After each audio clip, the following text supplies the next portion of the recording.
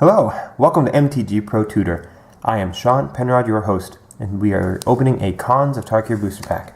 Let's dive on in and see how we would evaluate these cards if we were doing a draft.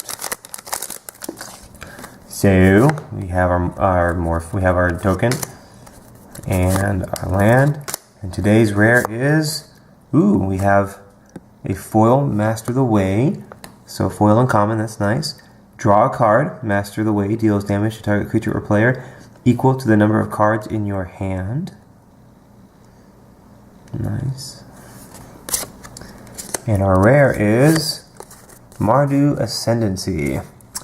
Whenever a non-creature token you control attacks, put a 1/1 red goblin creature token onto the battlefield tapped and attacking. Sacrifice Mardu Ascendancy. Creatures you control get +0/+3 until end of turn. Okay, so just by its mere presence, every time you attack, you're gonna get a little goblin dude. So I mean that's kind of nice right there. You can just start overrunning your opponent. The more you're able to attack, the more guys you're able to make. And what's neat is that if you're able to keep your non-creature tokens on the board, then you're just gonna keep on getting guys. You know. So every time they attack, you get a goblin.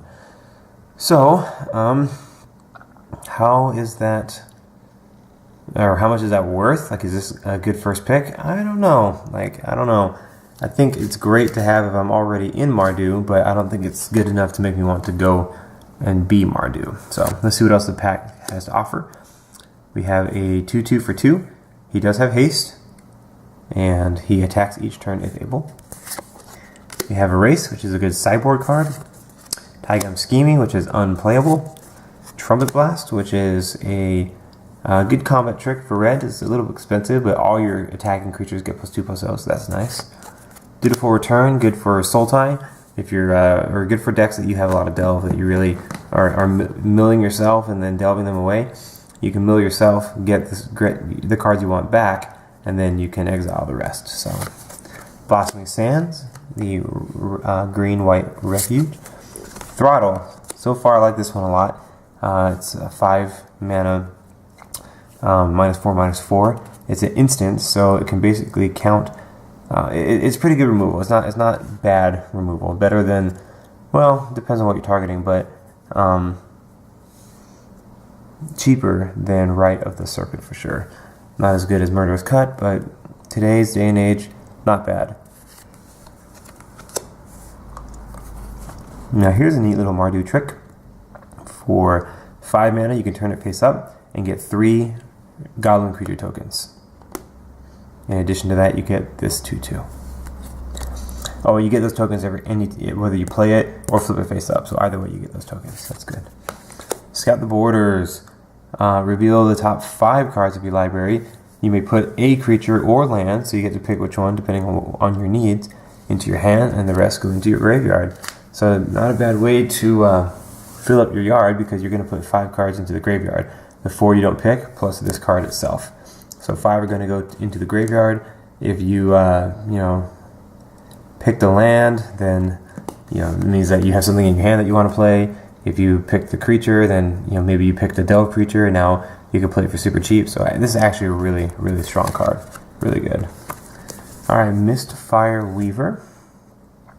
A 3/1 flying with morph of 3. When Mistfire Weaver is turned face up, target creature you control gains hexproof until end of turn.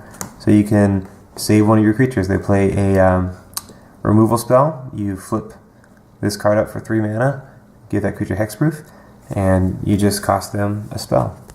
I like that a lot, actually.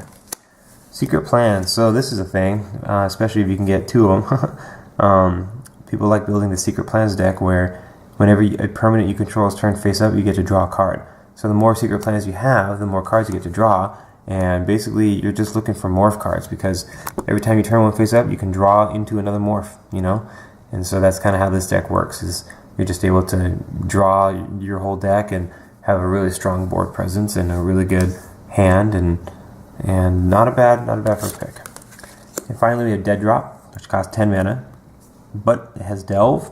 Target player sacrifices 2 creatures. So great in the late game. If you have this in your deck, you kind of know that you can trade with your opponent and really kind of fill up the yards and keep his creature count down, because you're going to want to be able to catch him when he only has 1 or 2 creatures on the board, or 3 maybe, and really put him in a bind, because then you have a good board presence. So I think I like the idea of first picking Secret Plans, and I like the idea of first picking Mistweaver. Those two. The Mardu ones, I don't know. I don't really want to go down Mardu just because we have the Mardu Ascendancy. So I would pick Secret Plans, just because Morph is so prevalent that it's not hard to build around a card like this. So Secret Plans is my first pick. Mistweaver is my second. There you have it. What do you think? Leave a comment below and let's learn. I'm Sean Penrod, and we'll see you in the next pack.